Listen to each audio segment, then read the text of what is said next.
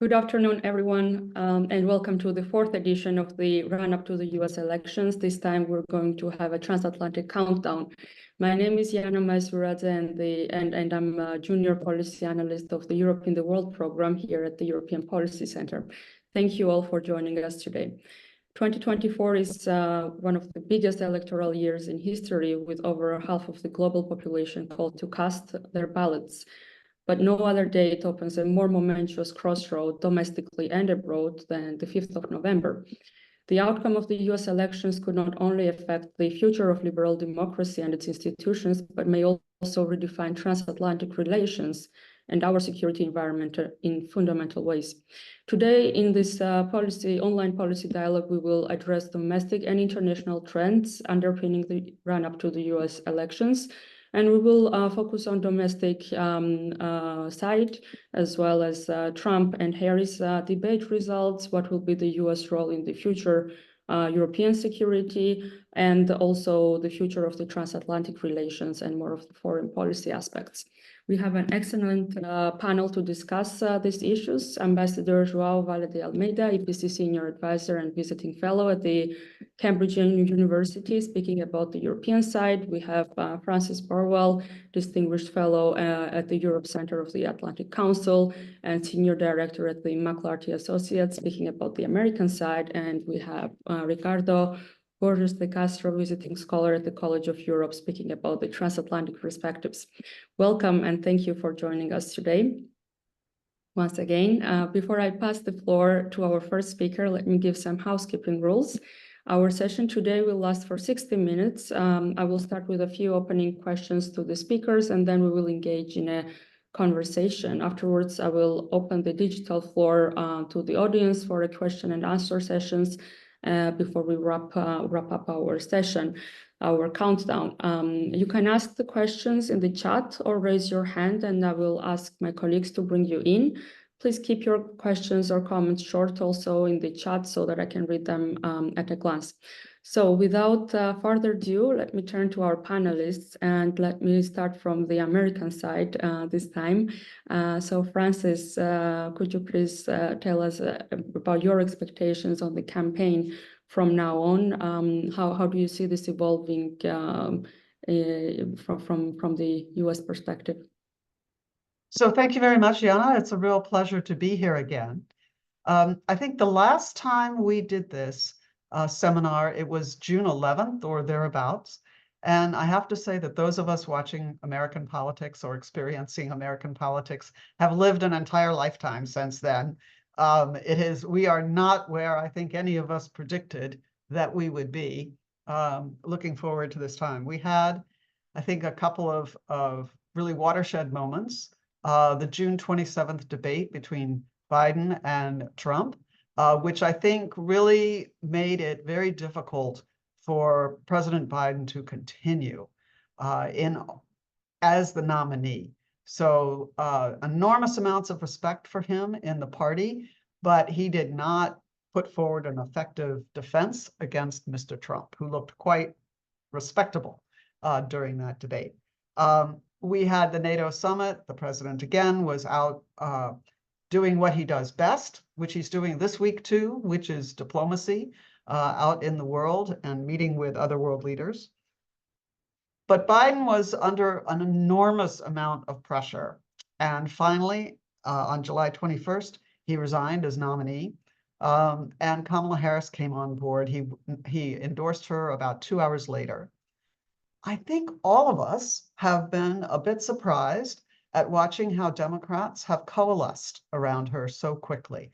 It was within 3 days, she had raised a massive amount of money, collected tons of endorsements, and basically at that point, the state parties started coming in and saying they were all going to support her.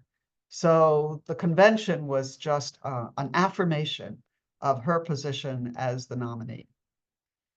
A couple of things that we have seen since then that I think make the race still very uncertain and hard to predict. First off, although there is clearly a lot of energy among Democrats, her campaign stops are getting lots of people. We're seeing campaigning in places as in retirement homes in Florida that we would never have expected to see with President Biden on the campaign trail. But the polls have been stubborn and are still very much showing an extremely tight race with no clear victory. Even on the national polls, it varies from one day it'll be 49-46. The next day it's 49-48. All of this is within the margin of error. And I know our listeners understand that the real races are in the states, and particularly in the swing states. What we have seen there is an enlargement of the number of toss-ups, with the states that were seen as leaning Republican, a few of them, starting to move to be toss-ups, such as North Carolina. Right now, I think we have Nevada, Arizona, Georgia, North Carolina, Pennsylvania, and maybe Wisconsin as swing states. So those are the ones that people are watching, but there's no clarity as of yet in the polls. What we are finding is that I think is a remarkable number is that during this time, Harris's likability rating has jumped positively by 16 points. So people didn't know her. And that's not unusual for an emerging vice president who comes out to run.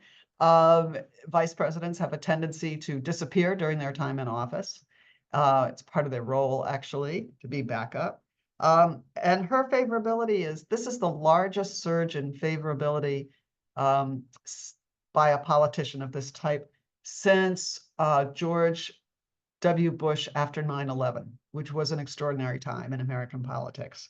Trump still enjoys more trust on the economy, which is clearly a major issue.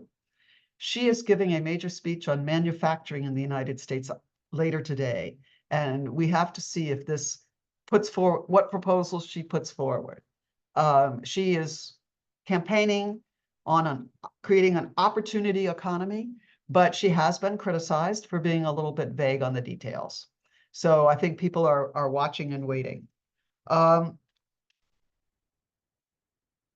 The race tightened again. It seemed like she might be getting ahead after the debate. I think the consensus was she won the debate with Trump. Even on places like Fox News, some of the commentators were saying that she had won. But the race has again tightened on Tuesday. So I think we don't know what the polls are showing. I would just say as a caution that CNN today is citing two polls among young voters, one that gives her 3 points ahead and one that gives her 34 points ahead. So, what does that tell you about the polls? And I feel sometimes like we are flying blind. Another element in looking at American elections is always looking at the fundraising totals. And in August, candidates have to file and report this to the Federal Elections Commission, and then they are publicized. Harris raised $190 million versus Trump raising $45 million. She spent $174 million, and he spent $61 million. She has $100 million more in her war chest than he does at the end of August. And she was able to buy, for media, $137 million, while he bought $61 million. So that's not a total picture of the money that's going into this campaign, because there are outside political action committees that are spending money on media, and they're not explicitly connected to a campaign, to either of the campaigns. But we can see that the initial bump in funding that she got when she came into the race has continued. And I think that is something that it's a factor in US politics. The other thing that we don't know about is we don't know the impact of the abortion debate on the election. Something like 10 states will have abortion-related measures on the ballot at the same time as the presidential election. So far, since Roe v. Wade was overturned, we have seen every single ballot initiative bring Democrats out to vote, and those initiatives have gone pro-choice. So we don't know if that will change anything in those 10 states. I think only one of them or two of them might be part of the swing states. So it may be happening in states where the Democrats are going to take it anyway. We just don't know. I would say, just very briefly, in looking at Kamala Harris and the prospect of her becoming president, there are lots of differences between her and Donald Trump, obviously. There are some similarities. I would just say that a few personnel issues. Personnel is policy. Phil Gordon, who has been her national security advisor throughout her time as the vice president, is a longtime Atlanticist. He translated Nicolas Sarkozy's autobiography into English. He has very good, extensive connections in Europe, but he's also done a lot of work on the Middle East. And he is someone who has been both at state and at the White House in policy positions. He knows how government functions. So he may be her possible national security advisor. For other appointees, I think we're likely to see a mix of new people and also of Biden administration people. But you have to take some other factors into account. We still don't have a clear picture of what will happen in the House and Senate. And that will affect what legislation she can get through.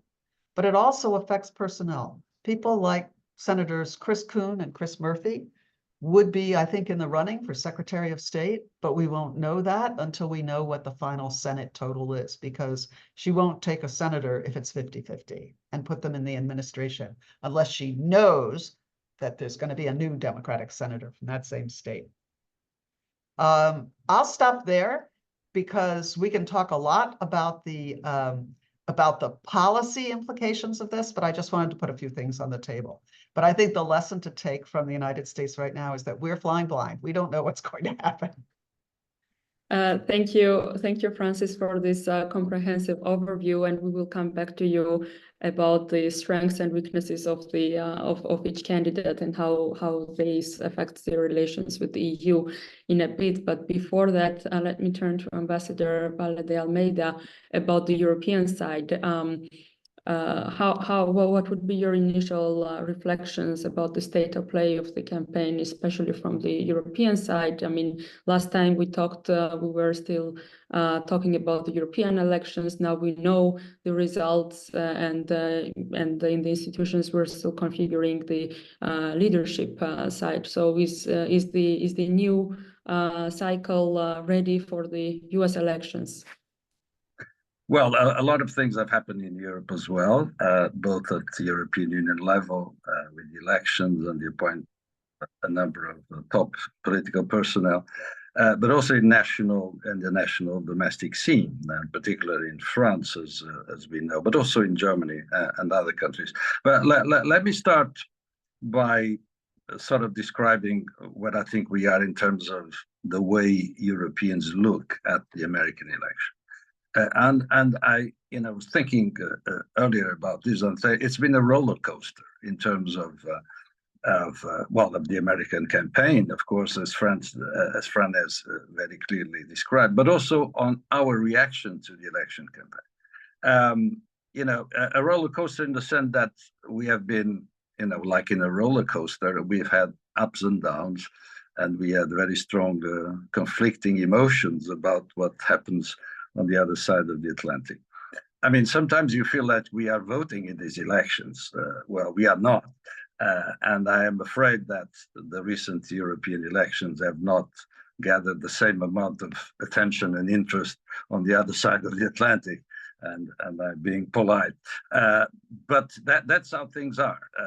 American elections affect the world, and they affect Europe for a number of reasons that we know very well. So in recent weeks and months, I'll say that we entered, or Europe entered summer with a high degree of anxiety about the meager chances of President Biden winning the election.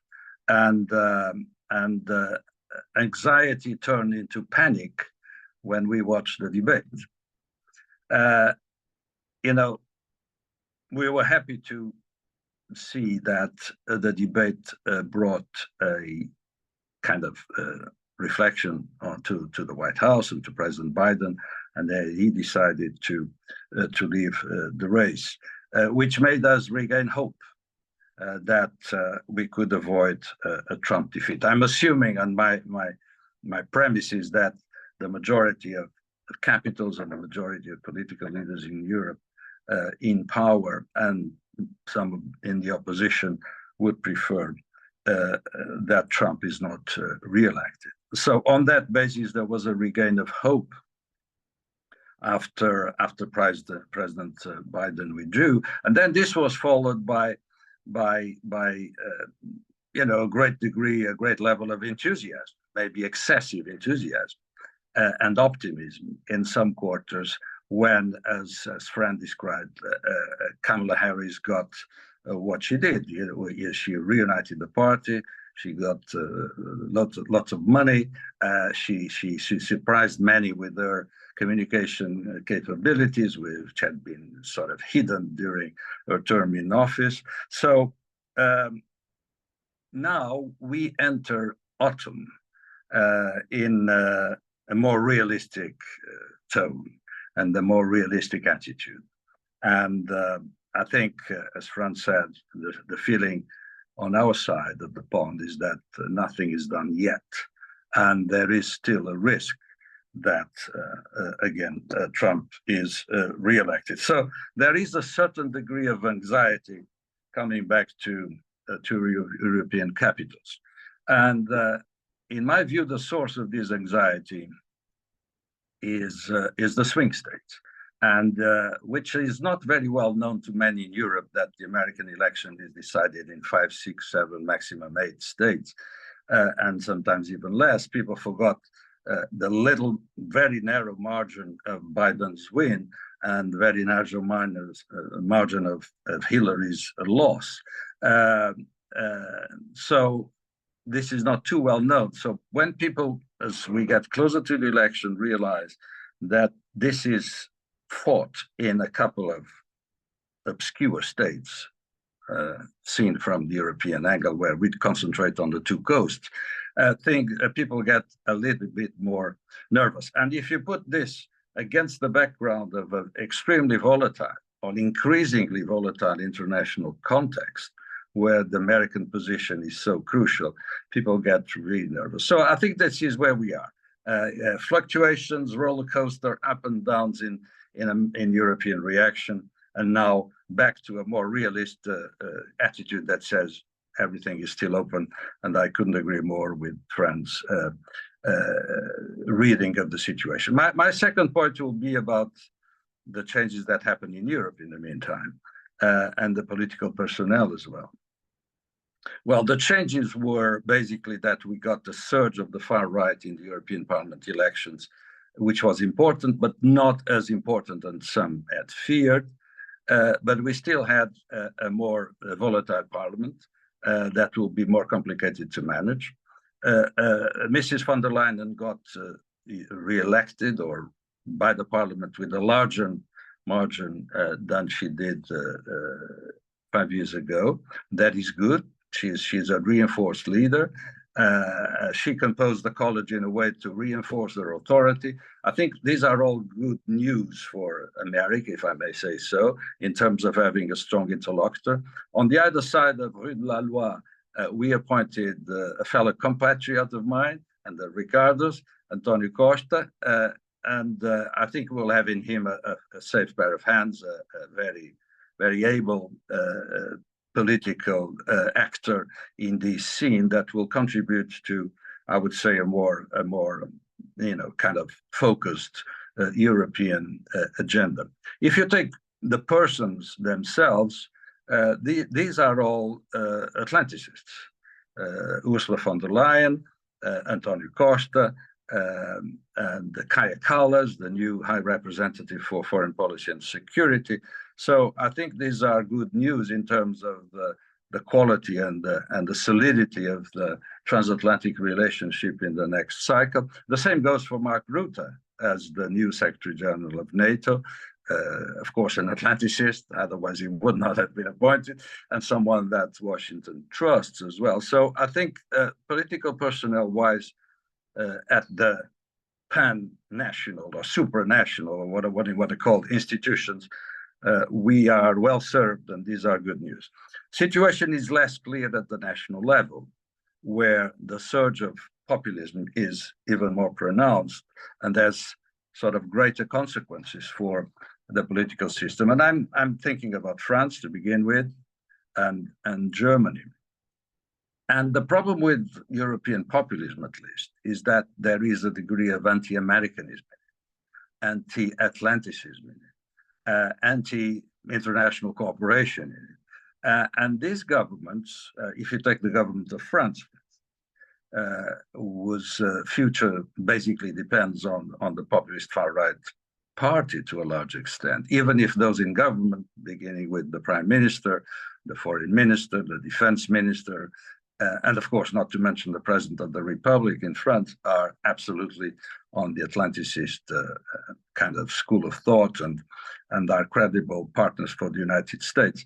But the political system in France is very volatile, and we will have to take that in consideration. If you take Germany, and I conclude with this, the surge of the far right and the far left, both pro-Putin and pro-Trump to a large extent, is not a good sign. Is not a good sign for the future political balance in Germany. So I leave it. These are good and bad news coming from Europe in terms of our capacity and willingness and effectiveness in organizing a transatlantic dialogue, provided we have on the other side of the pond someone wants to do that, which I leave it for further consideration. On the political personnel on the American side, if I may, I'm very glad that Phil Gordon has come back to the surface. He's a very good friend. We worked together when I was ambassador in Washington. He was the Assistant Secretary of State for Europe, and we were partners in a few good crimes. And I hope that he will have an important role, and I'm sure Kamala Harris' administration will be eager. But this being said, maybe for further down in our conversation, a number of things would not change in America in terms of the change of president, and we can talk about that, because regardless of the president, there are deeper trends in America that will not change. Thank you so much, Ambassador, for the European overview regarding the U.S. elections. Let me turn to Ricardo now. What would be the initial thoughts from the transatlantic perspective? What can we expect from November onwards? Ambassador also mentioned the new faces. We're going to have a new Secretary General at NATO as well, and NATO U.S. engagement in NATO is also one of the crucial aspects of the transatlantic relations. So what would be your thoughts about this?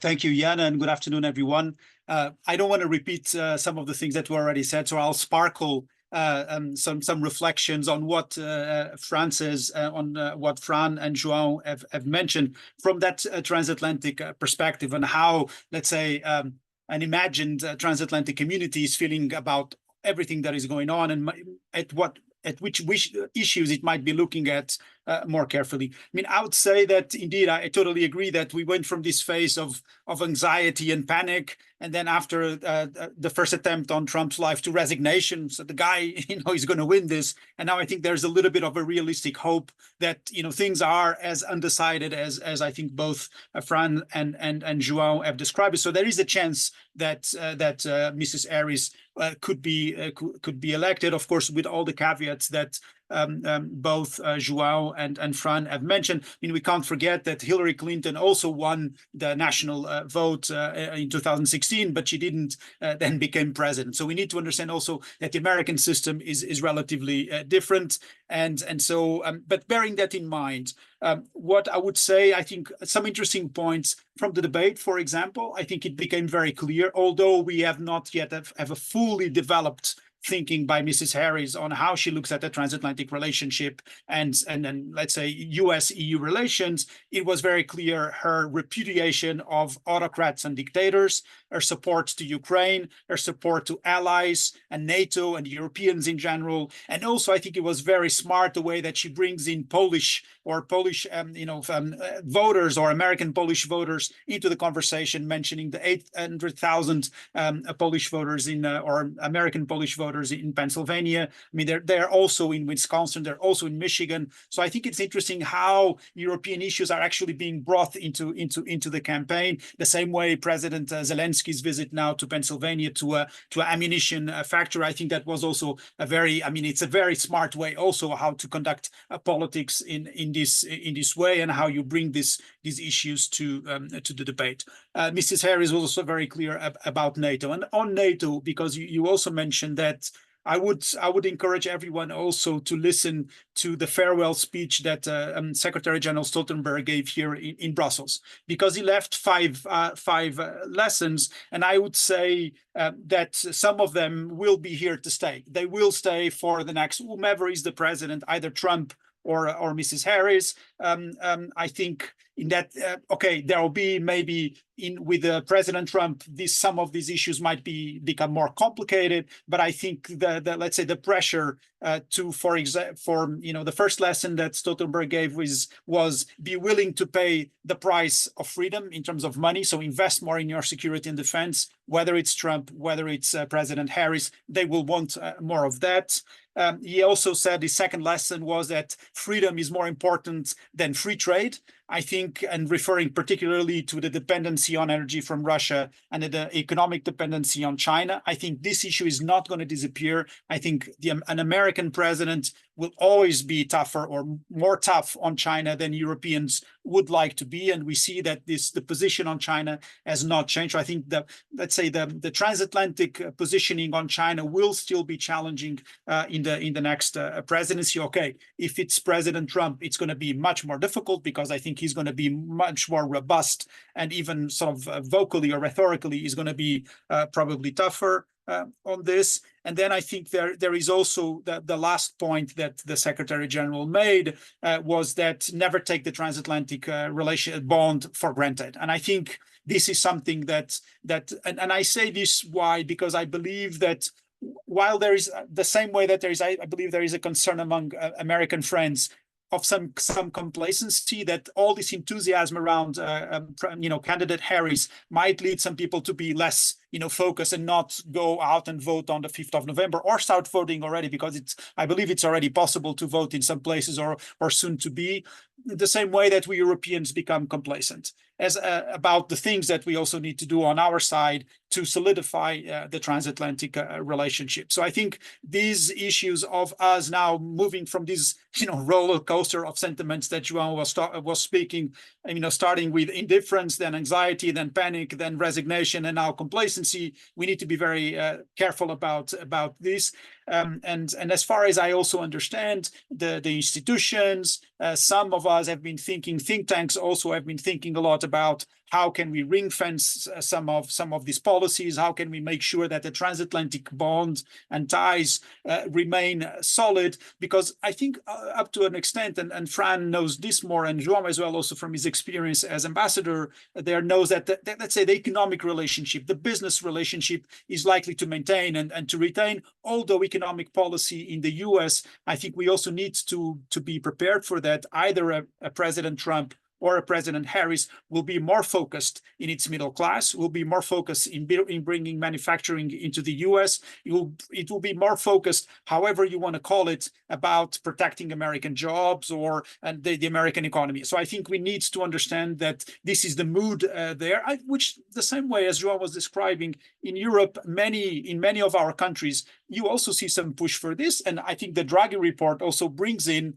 sort of a call for us Europeans to also to look more in ways that we can become, more competitive. And sometimes this will mean probably less free trade, or this whole paradigm of economic security. In the US, they use more the economic statecraft. I think this is shaping our policies. I believe what we need to think about is, can we do this without mutually harming ourselves, Americans and Europeans, or the transatlantic relationship? So I think I will leave some of these points, which I think they will be there irrespective of who's going to be the president. I think just the intensity of the issues or the challenges will be higher if it's one or the other. And I think just a last point, which I think it's relevant as well, from the leadership positions, it is also important to mention. I think we had mentioned this before already, that Mrs. Callas, while she was prime minister, she also visited the Heritage Foundation. She had also made already some outreach to, let's say, to the conservative side that is supporting Mr. Trump. Again, it's also been very interesting to see how a think tank has been brought into the a political campaign. This is not so usual. I think in European political campaigns you have never seen such debate about. I mean, it would be great if the EPC once would be also become part of for good policies, not probably some of the things that the Heritage Foundation is advocating for, but still. It is interesting that at least also from the High Representative, she's also very much aware of what that side, if it's them winning, that she has already at least made some outreach. And I believe that there is a different approach from Europe or from this transatlantic community this time round. Everybody got the vaccine from 2016. No one wants to repeat the same mistakes. Okay, maybe the engagement is not public, it's not how can you say, publicized, but you do need to reach out to both sides of the aisle as Europeans, so that you at least have some points of contact with the Republican side. With the Democrats, it's normally it's there, but what we can't do this time round is be caught up without not knowing anyone from the Republican side. And I think our American friends also understand this from Europeans. Thank you. Thank you, Ricardo, for the transatlantic perspective. Let me stay here with you for a bit. You mentioned about Harris's approach towards Europe, towards the transatlantic alliance. What about Ukraine? I mean, she also pledges support to Ukraine, but she does not reject the negotiated settlement, if need be, with the right terms. What would be your expectation? How will the US shift its course regarding Ukraine after the elections? Will it remain loyal? Will it support as much as possible and for as long as it takes, or will it also be about ending the war? Is that question for me directly, Iana? Let's start from you, and then okay. I say that largely, I think yes. I mean, the most direct answer is yes. I think if it's President Harris, I think she will maintain the level of support. I mean, contrary to the other side, where you also hear sort of contradictory things. I mean, very clearly in the Republican ticket, J.D. Vance has been really clear. What do I care about Ukraine? I don't care about that. So, I mean, what we can expect, and also we just heard again Mr. Trump yesterday making statements about the war and saying that, Mr. President Zelensky is a great deal maker because every time he goes to the US, he goes back home with 100 billion euros, which, by the way, is false. So anyway, so you have this. So I think there is this this idea that he will solve the problem sort of instantly. I mean, the first question that he has never asked: are the Russians actually interested in having a solution to that war? He has never asked that question. And does he think that he can force Putin to a negotiated peace if he were to be elected? I don't have an answer to that. What I would say is this: I think she will maintain at least the level of support and political support, because she has mentioned this also, I think, in the debates, but largely it will depend on the makeup of the Congress, because we could find ourselves with the same situation that we had recently, that President Biden wanted to support Ukraine, but it was blocked in Congress. And here, I think, I think the perspective is that, or it could be that, we could have a President Harris, but have a Republican Congress, or at least one of the houses of the Congress be Republican, and that would just make things a little bit harder. I think, nevertheless, the push from all sides is that this conflict should get to a resolution. I believe that, nevertheless, from the democratic side, or from, let's say, from the European side, even from the institutions, it needs to be on Ukraine's terms. Ukraine is the one that determines the terms in which this, if there is to be a negotiated peace, it should be Ukraine to determine that, not NATO or the EU or Washington. That shouldn't be the case. Thank you, Ricardo. Let me turn with the same questions to Francis. What should we expect after the elections? Is it the same approach wrapped with another coat, so to say, from Trump and from Harris? Because Trump is directly saying that he wants to end the war within 24 hours, and from Harris there is support, but also willingness to negotiate as well. And that also brings me to the main strengths of the candidates. Maybe you could elaborate on that as well. Thank you. Well, one thing we know about Trump is that he has a fixation on making a deal. And he particularly is focused on making deals with autocratic or totalitarian leaders, and has no hesitations about dealing with them. So I think that on China, for example, although he may put very large tariffs on China as a negotiating lever, his policy towards China is somewhat unpredictable, because he may welcome striking a deal of some kind with Xi. We don't know what.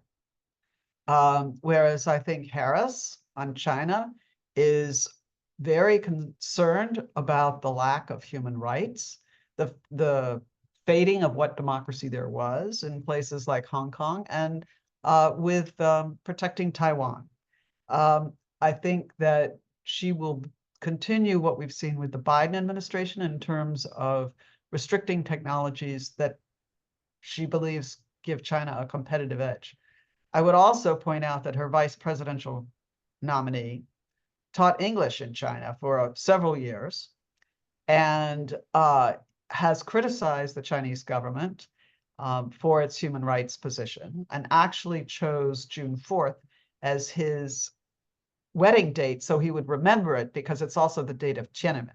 So although vice presidents don't often play a role in major policy, they are advisors to the president. And these two clearly get on, so I think there's something there. But I would, the basic thing is Trump likes to do deals. He envisions himself as being able to make deals with strong men. And I think when it comes to Ukraine, he will reach out immediately to Putin. And the question is, what price will Putin demand for that meeting? And if Trump were to give assurances that Ukraine can never be part of NATO, where does that leave future US presidents? Okay, so I think that there are some real complications there. On Harris and Ukraine, I would note that not only did she shout out to the Polish Americans in Pennsylvania, but the leaders of the Polish American community in Pennsylvania have now endorsed her. So I think she will continue to be very strong on Ukraine. I think that what Ricardo said about Congress is very true, and that is a huge stumbling block. It's going to be difficult if Congress is split, if either of the houses are Republican. It's going to be very challenging to continue to get regular amounts of large support packages through.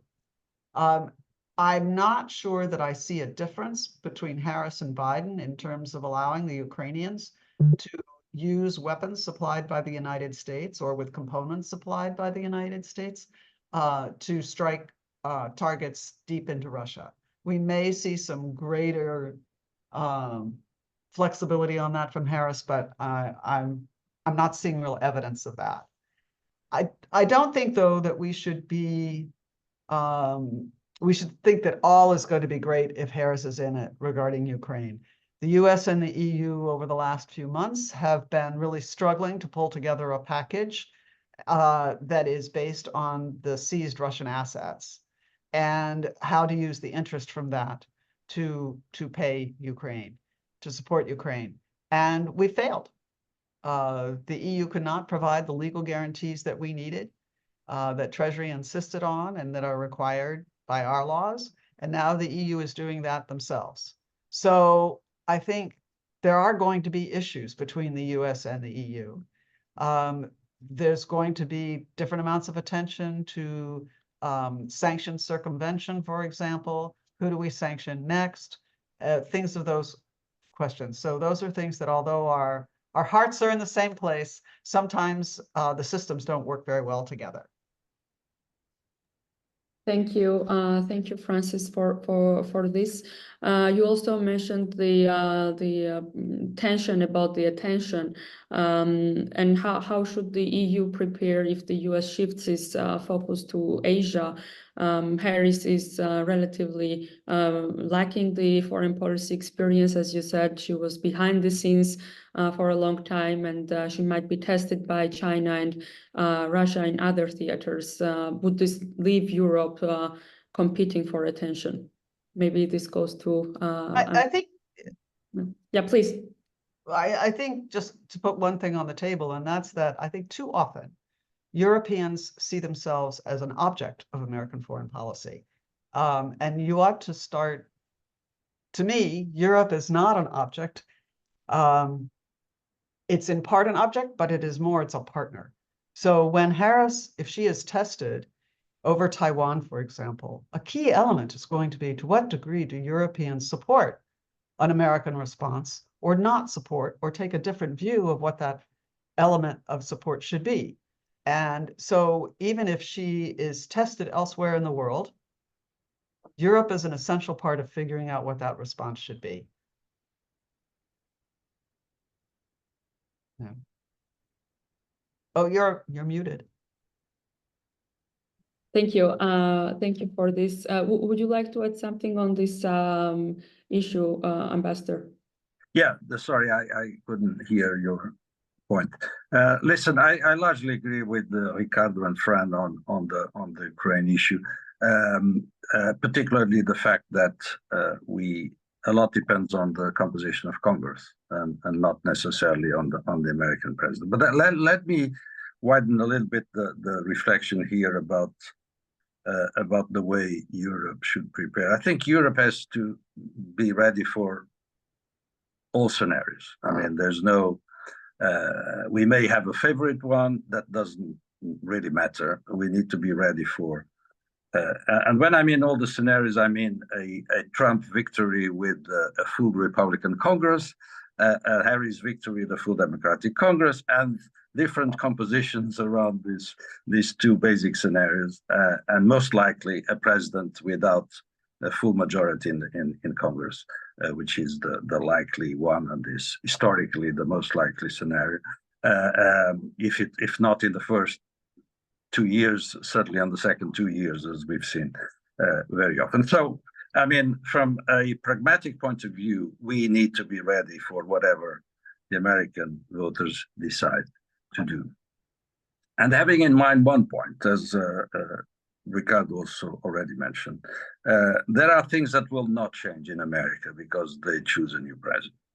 You know, America will continue to be largely an inward-looking country for different reasons that we don't have time to explore here. There will continue to be a strong protectionism trend in America, and there will be even isolationist trends in America as well. So these are structural trends in American policy. They will not move away. They will not go away. They will be played with different degrees of intensity in one direction or the others. But this is a given, and Europe has to have no illusions about this. Secondly, this will continue to be a China-obsessed country. No way around that. Biden basically prolonged Trump's policy. And I have no doubt that Harris will do basically the same. Again, with different nuances, and this implies, for instance, that, and that's the way America deals with their partners. It's expecting them to follow America. Let's be realistic here. And that's what they expect from Europe in return for everything America did for Europe. So, and I'm being very, very blunt, maybe excessively blunt for a former diplomat, but still, that is the hard reality of things. So on China, the pressure for Europe to follow will continue and will intensify, which of course raises a number of difficult issues for Europe, which also questions the unity of the European position regarding China. And because we have a diverse kind of situation in our member states. So at least these two major trends, mega trends, will continue regardless of the president. And of course, we need to be ready for a very difficult, volatile situation in terms of the Congress. Now, the other point I wanted to raise, which has not been touched on much today, is the economy. And here I'm pessimistic, to be frank. I'm pessimistic about the capacity of the two sides to work together. We were hopeful with the TTC, the Trade and Technology Council, which is a follow-up of the failed TTIP without agriculture, let's put it this way, in a simplistic way. But I'm not sure we are all very happy with the results so far. I think we should continue with that, with the reinvigorating energy to it. That's the way forward. But I'm worried by the protectionist trends on both sides. If you look at Europe today, that's the direction of travel as well to a large extent. I'm worried about the rivalry on the technology side and on the regulatory side, where I think in terms of the global context these days, we should rather cooperate than fight each other or try to have supremacy over the other. There are, on the economic front, not to mention trade, of course, very serious issues that I would expect and hope that the new leadership in America and in Europe will deal with upfront, because these are issues that will not go away. And the recent past has not proved to be very, very, forward-looking in terms of optimism about what we can do together. So a number of elements here to say that regardless of who is in the White House, the transatlantic relationship will have to deal with, on top, of course, of the situation in Ukraine and the Middle East. We didn't mention that. It's good that Phil Gordon maybe will have a position of power. He has an experience there. Is a realist kind of operator, and hopefully we can try to move on. But this has become extremely complicated these days. So my hope, maybe to conclude, is to say that Europe needs to prepare for all the scenarios. Whoever is in the White House will not basically change mega trends of American society. And in any case, the reality also catches up, right? and the leaders will have to sit down at the table and address all these issues, whoever in charge. Thank you, Ambassador, for these insights. Let me turn now to our online audience, which has been very patient. And we have a question about the radical right parties in Europe. Could the possible election of Donald Trump strengthen the position of radical right parties in various EU member states and in the European Parliament? And what impact might this have on the EU policymaking in areas such as tackling climate change? Ambassador, would you like to? Okay, no, I hinted at that earlier in the sense that there is a trend in Europe that is populist, protectionist, anti-globalization and anti Atlanticism, let's put it this way. And I'm oversimplifying, of course, a very complex political reality, but the trend is there. So if we have on the other side of the pond someone that reinforces that trend, of course, things will be more complicated. This being said, the European Parliament elections have produced a very clear majority of center-right, center-left, central parties that provided Ursula von der Leyen with a bigger majority than one she had 5 years ago. So these are good news. I mean, we should not sort of put it aside. This is the basis on which we can build also inside the European Council, where you have all these forces. But also, I must say, in the position of Italy has been constructive, although Mrs. Meloni, belongs to the most politically correct part of the far right in Europe. I'll put it this way, and she has shown, statesmanship in a number of issues, particularly on Ukraine, but not only. So I think we should be hopeful that responsible leaders in Europe can address this situation. But certainly, let's be realistic, if Trump wins, it projects not only to Europe, but to the wider world, a certain message, which is not, in my view, the message that the world needs today. This will reinforce illiberal leaders. This will reinforce people that don't necessarily put values and the principles at the top of their priorities. So from that point of view, the election of Kamala Harris will be much more helpful in that particular aspect. Thank you, Ambassador. Ricardo, would you like to add something to what Ambassador just said regarding the populist and nationalist? No, I mean, the only thing that I would say, but also I think João had already mentioned, is we need to look at France. And I think it's not only, of course, Trump's re-election or election would be relevant, but it is also, if he's elected, then what happens in France in the next couple of years, and when we have presidential elections in 2027, I think there we can have really a very complicated picture if the far right is able to, if let's say Marine Le Pen would become the president. Okay, I'm already extrapolating too far away, but I believe that these, as João was saying, these trends are there, and they're not just in politics, they're also in communication. I mean, it's been very interesting how both campaigns have moved into different digital spaces as well to do campaign and to use what is called the influencers, the TikTokers, all of these people, but also how Elon Musk and others have entered also the fray in some of these discussions, because they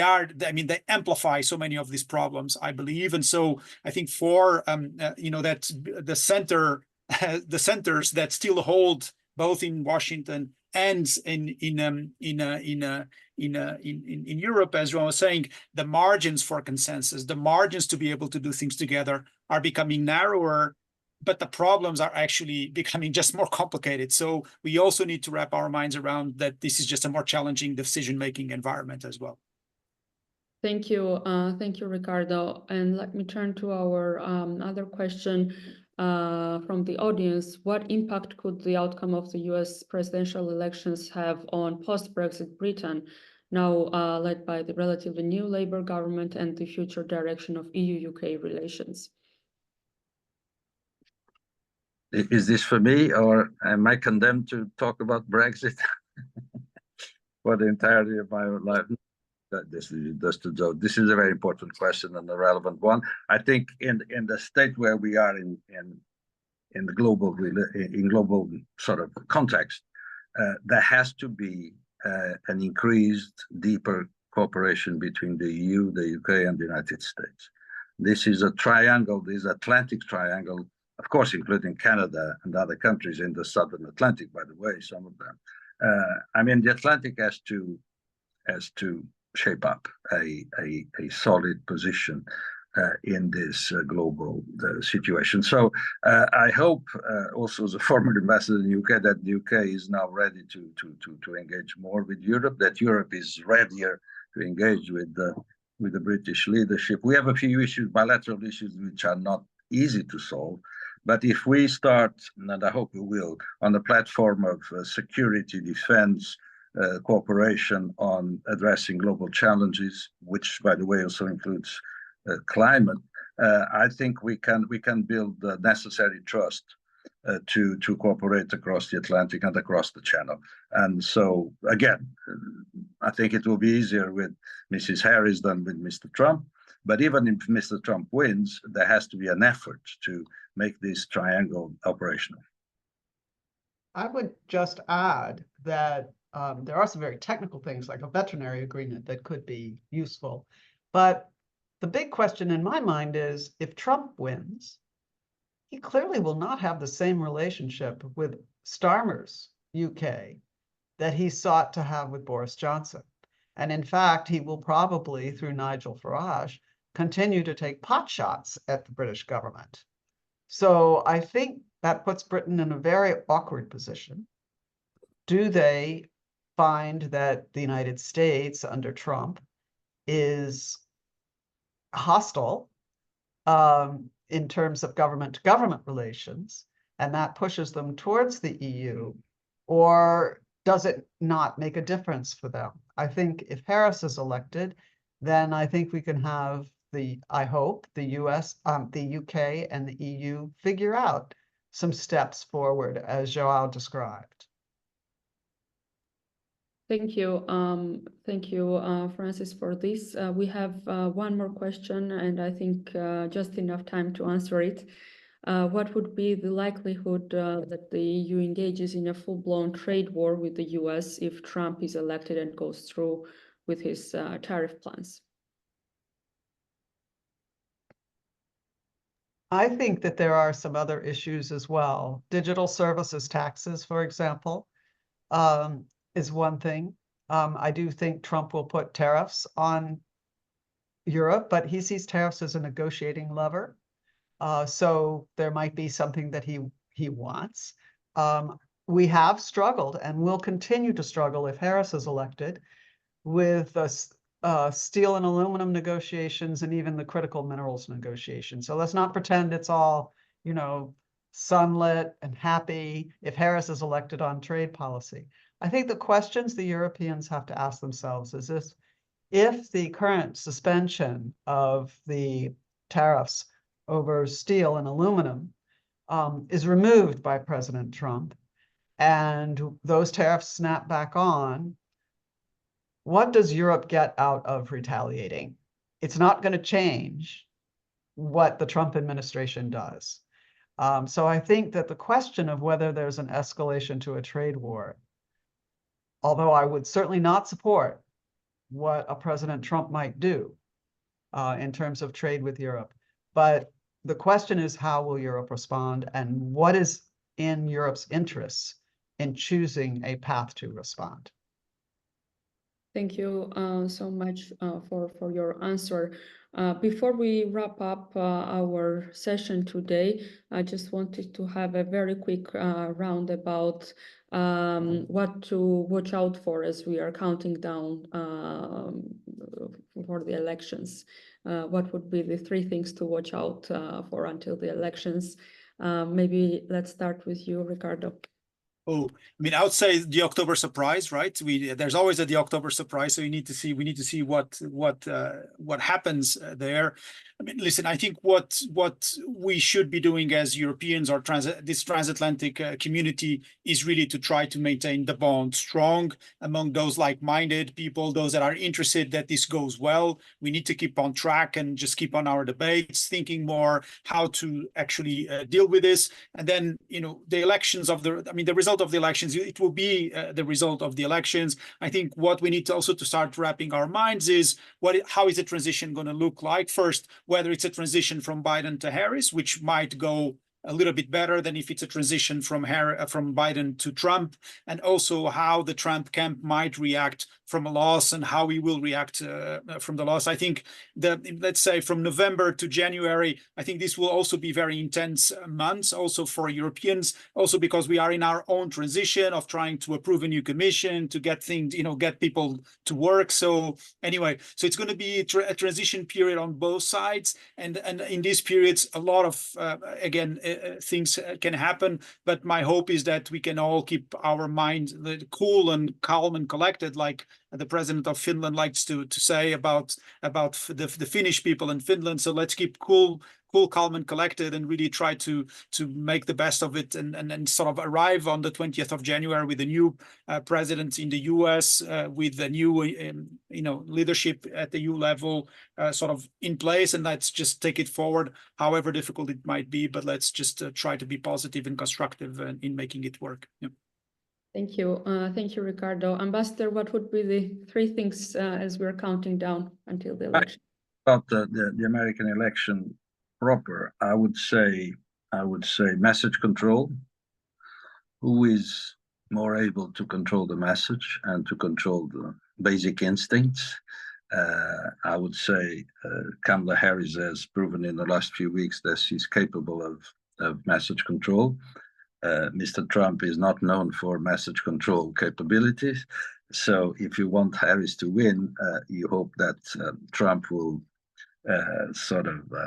not be able to control his message. But Kamala Harris really needs to focus and be very professional and very wise in the way she operates. The second issue is the economy. And we know that this is the weakest point for Kamala Harris, because for some reason, Bidenomics has not really been bought by the American electorate. They don't see it yet. Let's see how things go between now and November. But we'll listen to Kamala Harris today, I guess, on the economy and see what. But this is a key issue for her. If she's able of capitalizing on some good aspects, positive aspects from the American consumer or worker point of view. Otherwise, this could be a difficult issue. And the third one is surprises, as Ricardo said. And we've seen a lot of them in the last few weeks and months in the American election. So God knows what will happen between now and November in America or in the world, because situation is extremely volatile in the Middle East. It will continue more or less the same, in my view, in Ukraine until the election. I'm not expecting big changes, but you never know. But the Middle East is a time bomb. So we'll see how. And we've seen that this has not played in the favor of the Democratic administration so far in electoral terms. So this will be my 3+1. Things to watch out in the. Thank you, Ambassador. Francis, what would be your 3 main things to watch out for as we're counting down? So quickly, number 1 is surprises always. And I think looking to the Middle East to provide the surprise is quite possibly the way to go, although you never know with surprises. What I'm watching in terms of the election itself is Kamala Harris's numbers in terms of being trustworthy on coping with the economy. Trump has been favored on that, and she's just in the last week or so started to gain on him in terms of being trusted with the economy. We'll have to see if the Fed rate decrease, interest rate decrease, helps her along, if that plays out in time to make a difference. But then the third thing I'm watching is what European leaders are saying in Brussels, and the campaigns are saying, especially the Harris campaign, in terms of economic security for Europe and for the United States, because I think we both are aiming in the same direction of creating resilience in our economies, but we're not taking enough care to make sure that the other is included and that these are not exclusive zones. And I think that if Harris wins, although the atmosphere will be great across the Atlantic, the real policy issues will only just be starting to ramp up. And a lot of them will be economic, trade, industry, those kinds of things that are buzzwords in Europe and in the United States right now. Thank you so much for your insights, for enlightening us on what is happening in the US domestically and what should we expect from the US in terms of the foreign policy and the transatlantic relations. We have covered quite some ground in today's session as we're counting down until the US elections on 5th of November, definitely an event which will be watched by the world. and we have also things to watch out for as we're counting down. So thank you once again. Thank you to our audience, and let's count until the election, and let's watch out for these issues, and we will continue working on US-EU relations, on transatlantic affairs. We will watch out very closely on what happens in the US on the 5th of November, and stay tuned on EPC events regarding these issues. Thank you, and wishing you a nice evening and nice afternoon in the US. All right, Thank you. Bye-bye.